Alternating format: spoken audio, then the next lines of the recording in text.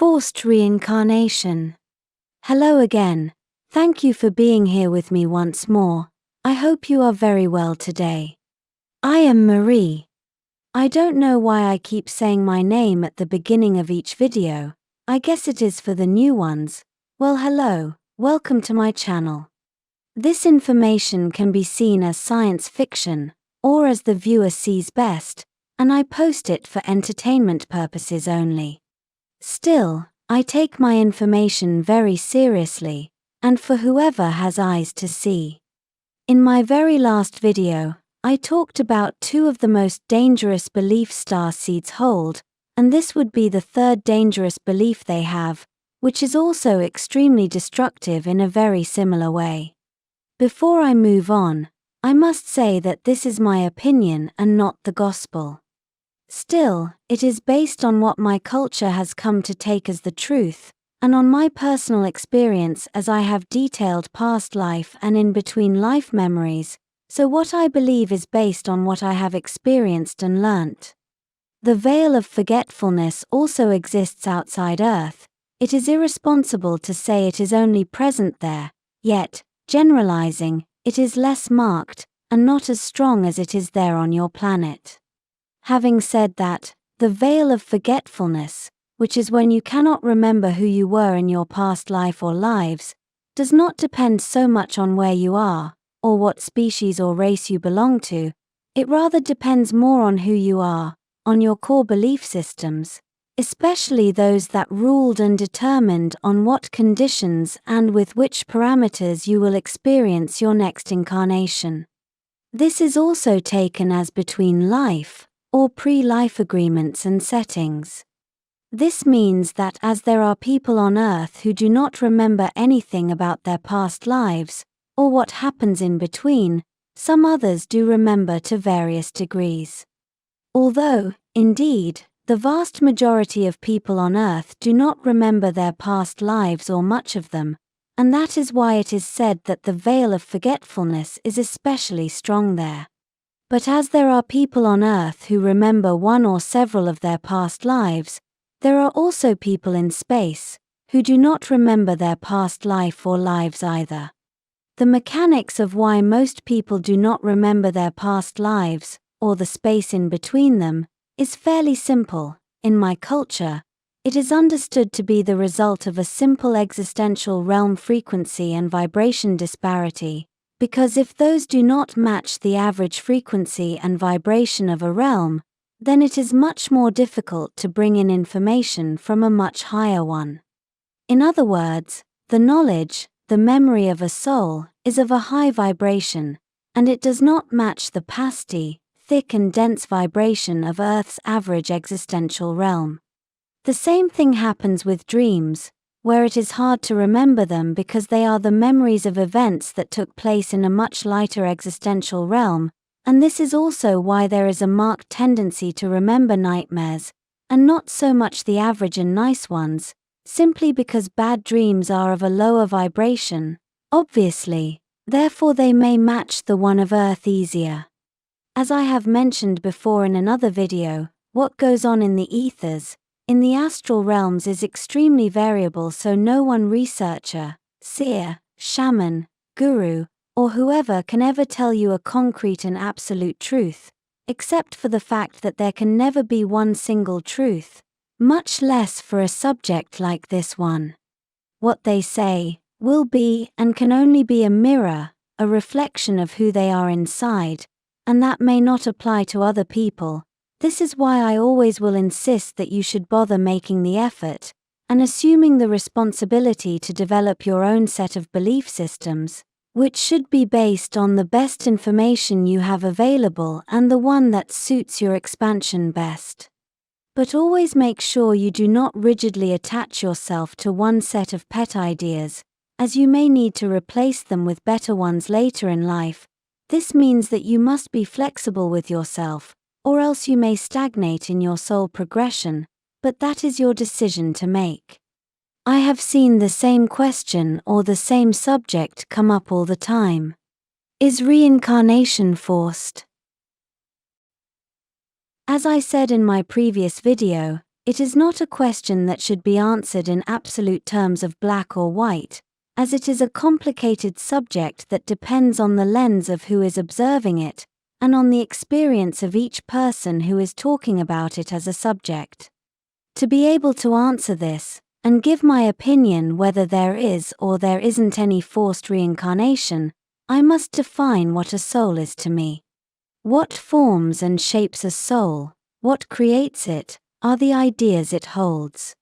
Those are the limits or the boundaries that define one soul from another, and as something in particular, therefore not something else. In this case, it is what defines a soul to be sentient, or someone, besides being source itself as well. A soul is a group of pet ideas source has come to become attached to. It is like a made-up character which was invented by source's ideas, which include all the characteristics and everything that defines a person and differentiates it from another, being that up above, we are all one. In an unconventional way of defining this, let us say that the greater source has a severe multiple personality disorder, and each one of us is one of those characters, and there are billions upon billions of us all over the universe. It looks like source, in all its might, really needs to go see a shrink.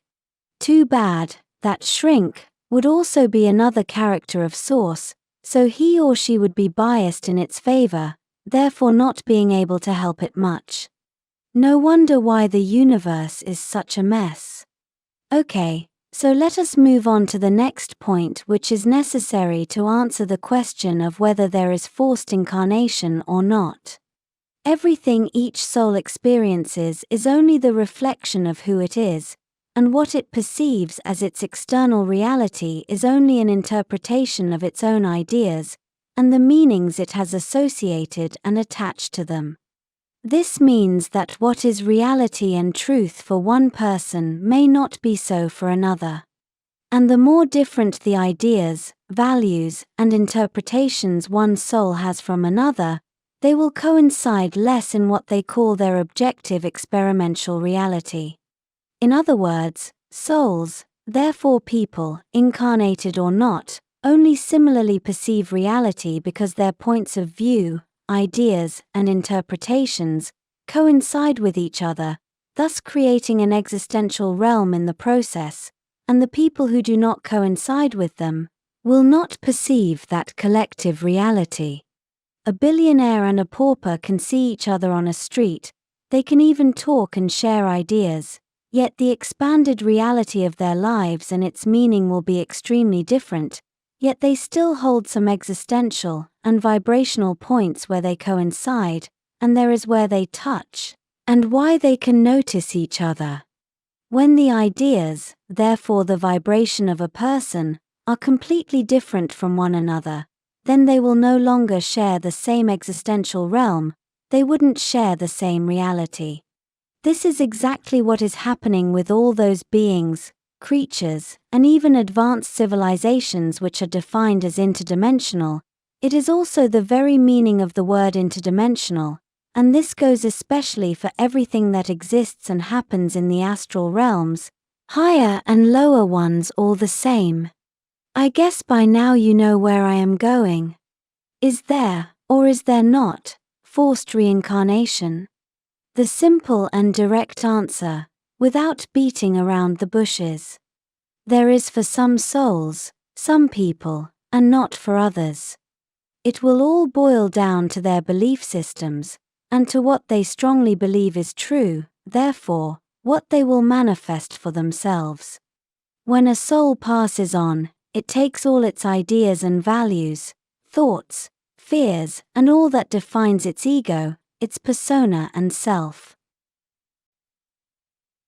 When the physical body, biological meat suit dies, all that the person has left is who they are, and the ideas that shape it.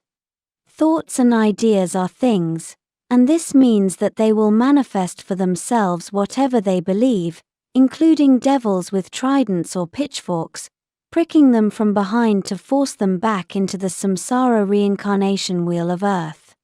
Or their favorite spiritual masters having a nice talk with them, coercing and convincing them of having to reincarnate, to learn more, or to pay for past wrongdoings, in a more karmic interpretation of these things. Remember that when a person dies, its soul will only go to wherever it is a vibrational match with, because in reality, it is going nowhere, as there is nowhere to go, as places and locations are only illusions.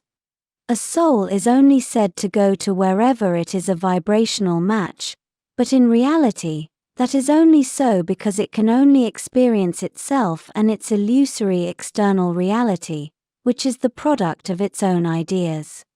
And ideas are vibrations, and vibrations are things, as simple as that. So answering the question if there is forced reincarnation or not, you know the answer now. It all depends on the ideas you are holding, especially at the time of your death.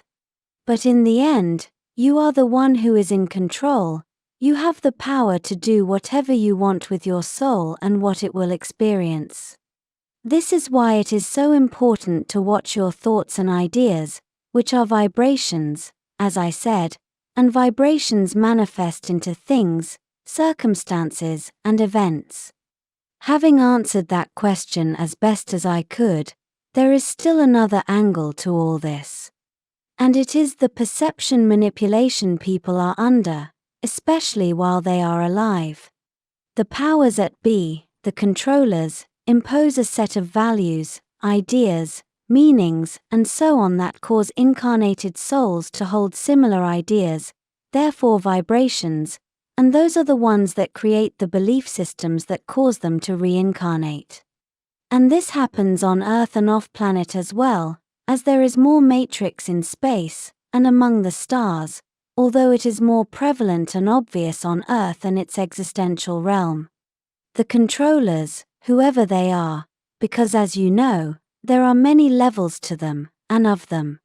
They know that if they control the ideas, values, and perceptions of the people, they can control what they manifest as a collective reality. This is done by imposing ideas and values, as much as it is also done by isolating the people from other ideas and values which contradict, or work against the ones they need people to think and take as reality. This is why they systematically discredit, attack, slander, and accuse authors who contradict their interests, also accusing them of disseminating false information in the name of truth, a truth that was been monopolized by them. They have managed to control the perception of the masses into only accepting their definition of what is correct and what is not, therefore also using countless people as useful idiots who do nothing other than mindlessly repeating what they are told, while they think that they know the facts of truth, simply because those are the norm, and therefore are socially acceptable. Most people who only repeat what they are told, and who are bluntly incapable of having an original thought, confuse the socially acceptable with truth. So, from this other point of view, yes, there would be forced reincarnation, because the controllers of Earth and its material realm would be manipulating the perception and the values of the population, and therefore their thoughts and vibrations, which in turn generate their perceived reality. And those in turn will cause them to develop and accept belief systems that include the concepts of whatever causes forced reincarnation.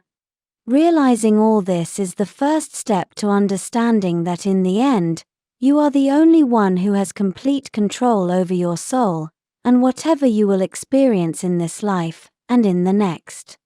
The trick is to learn to think for yourself, learn to have the bravery to create your own set of belief systems, and be strong enough to take full responsibility for them. Forced reincarnation, there is and not, you decide. It is similar to being forced to follow traffic rules, or the rules of any physical existential realm, such as perceiving heat and cold, and your limitations, including the one that states that no two objects with mass can occupy the same space. So then liberate yourself from your mass, become enlightened, as in lighter, as in with less weight. and twist the rules of any existential realm to fit your rules, wants and needs. This is the true meaning of Escape the Matrix. You have the full power to say no to forced reincarnation, and it is as simple as staying congruent and faithful to your thoughts and values, to your frame, and all those are your vibrations. The traffic cop will want to force you into taking a direction you do not want, and apparently, you have no choice but to obey his mandate, or face the consequences. So don't be in his vibration, do not share his ideas to the point where he cannot even see you take the direction you desire, and if he can, there will be nothing he can do about it. Escape the matrix being congruent to your own ideas, and be flexible enough to change those ideas whenever you decide newer and better ones must be adopted. The power is in you.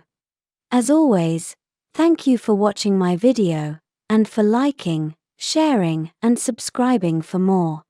It helps this channel grow a lot. And I hope to see you here next time. With much love, your friend, Marie Swaruu.